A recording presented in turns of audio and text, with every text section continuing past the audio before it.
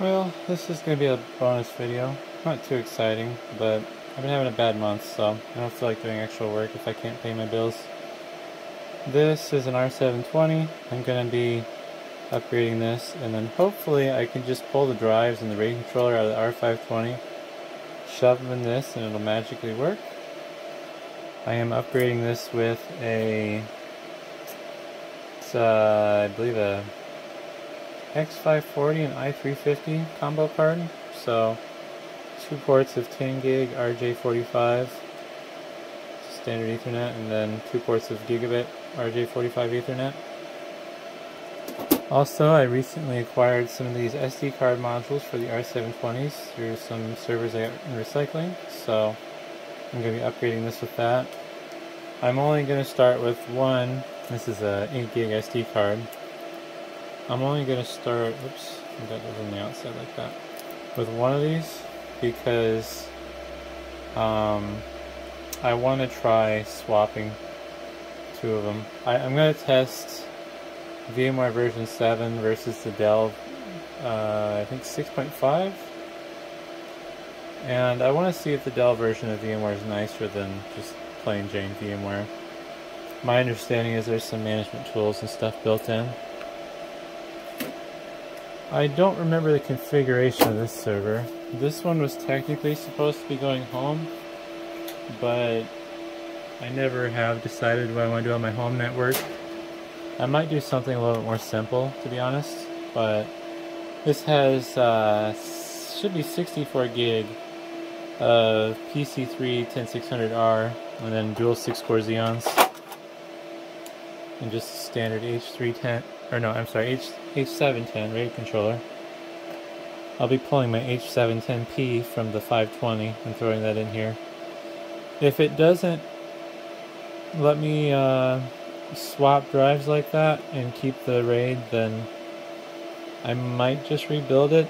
I gotta double check and see what's on my R520, but it's basically just test machines, so it's not something I'm going to miss more than likely.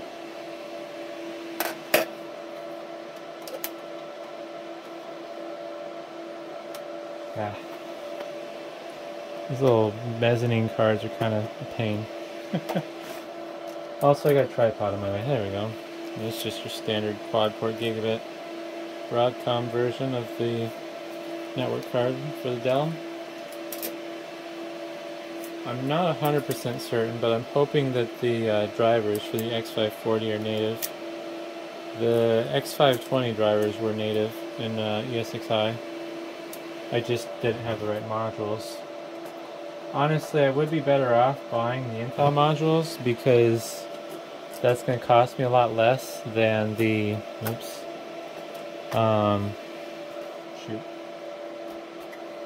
the Intel 10 gig SFP Plus modules to fiber will cost me less than the RJ45 ones I'm looking at. It's just, I'm kind of pissed off at that card, so I just don't want anything to do with it. Ah, shucks.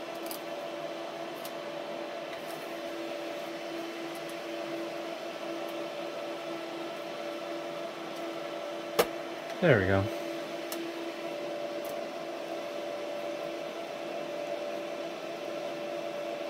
I only have 4 10 gigabit ports on my switch, so I don't know if I'm going to run both 10 gigabit ports from these cards I'm adding to the switch, or if I send one port from each to the switch, and then see if I can do like a direct link between the 2 servers.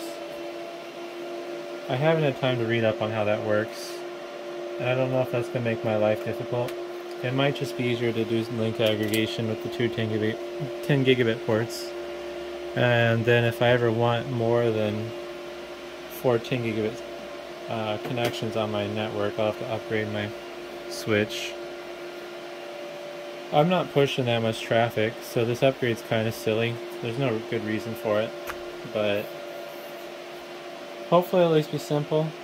I'll have to put ESXi on this. I got to I really should buy some more flash drives, but I got an image of flash drive with the Dell version. I'm going to try that one first.